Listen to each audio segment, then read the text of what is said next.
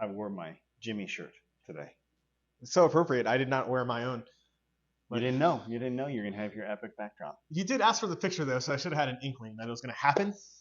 You can't have a giant LED wall and not put Jimmy's face up on there. That's a good value add. I love that so much. I appreciate everything going on so far. So how have you been? I've been well. I can't complain. Getting ready to go out of town. So just got back in town. I was on holiday. That's right. Yeah. We were going to do this a few weeks ago, and you went to NAB.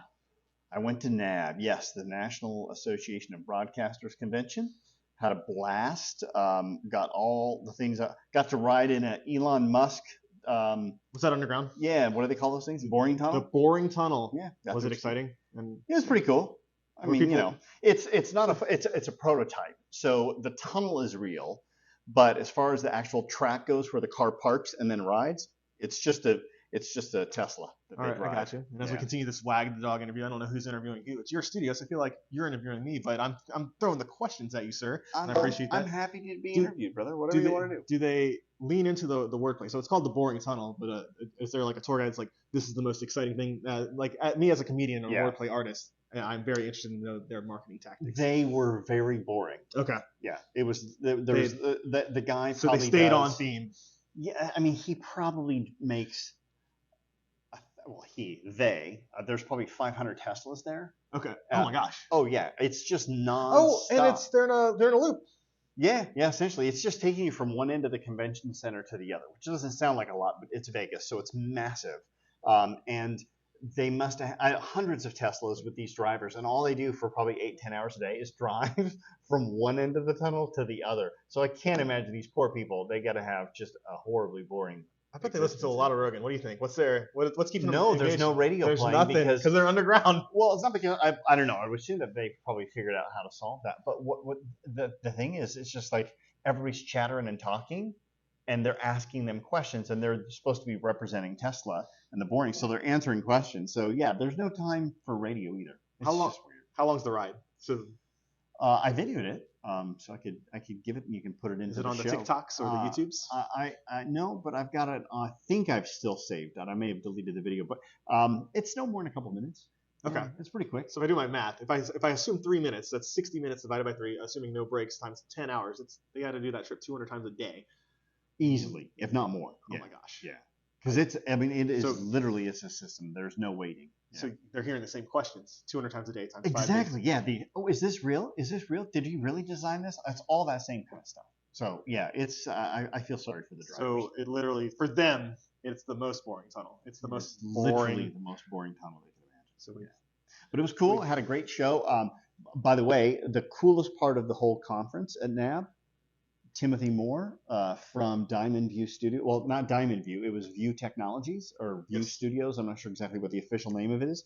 But Tim Moore from View had the number one pole position spot when you walk right into the conference. The first thing you saw was the View logo. There you go. And an LED wall was probably about 3-4 times bigger than this one. And then his booth, if you want to call it that, was I think it was the second largest display booth in the entire conference, second only to probably Sony, and it was way better than Sony. They weren't gonna. Okay. Dude, I'm telling you, Tim Moore was the talk of the town. Everybody at that conference was like, "Have you seen View? Have you seen View? Have you seen View?"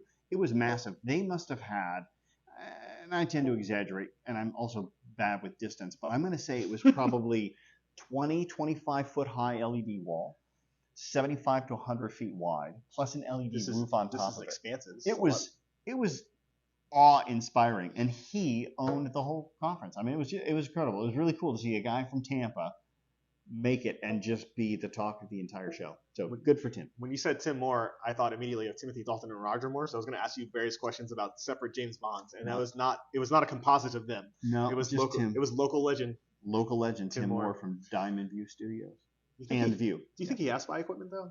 What's that? Do you think Tim Moore would have spy equipment? He could probably afford it. Probably could. Yeah. Is there any amazing tech that you saw that you want to tell us about? Coolest tech View Studios was the coolest tech for me. I'm all about LED walls, so that was cool. I went there specifically to shop for some new cameras because the ones that we're recording on right now, they're hitting their end of the life. So I found, and it was interesting because Sony was the one who invited me down and gave me the ticket. Okay. And I didn't feel dissed by Sony, but did you go Canon, Nikon immediately, or they were kind of just like, well, those are the cameras over there, and if you want, give me a call. We'll go out for drinks later. And he was just on to the next guy, and I was like, oh, okay. And I flew all the way across the country for that. But the people at Panasonic were amazing. I forgot Panasonic existed. Panasonic was amazing, and Canon. They were both really good. So it's down between Sony, Panasonic, or Canon. And right now, Panasonic, honestly, they impressed me the most. As far as the camera that I need. Now, absolutely.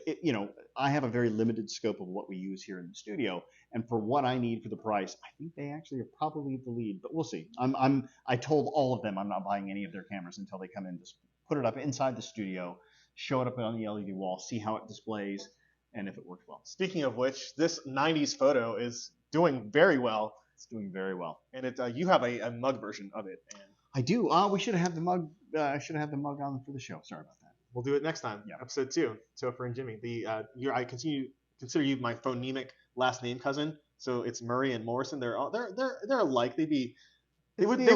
What is that? Is an alliteration? Is that yeah. Rhymes with the same. If we were the same age, we would have been homeroom buddies together. We would have. Yeah.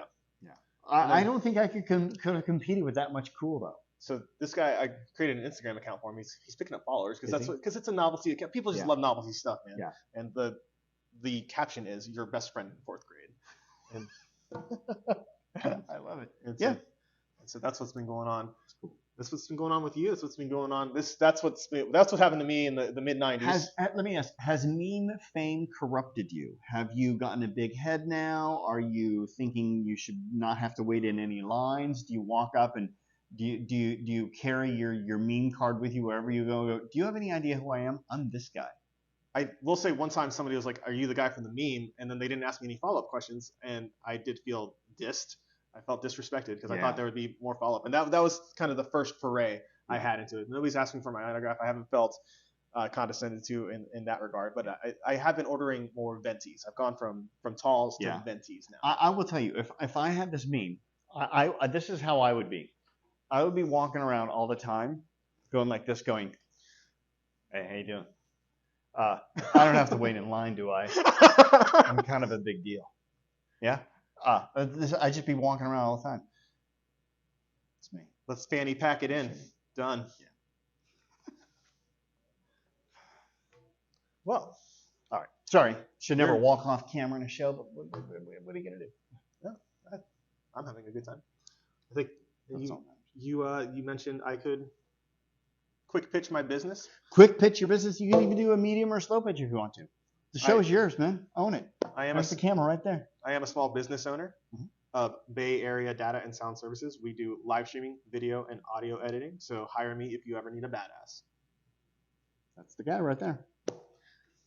And what is it we say at the end of every show, too?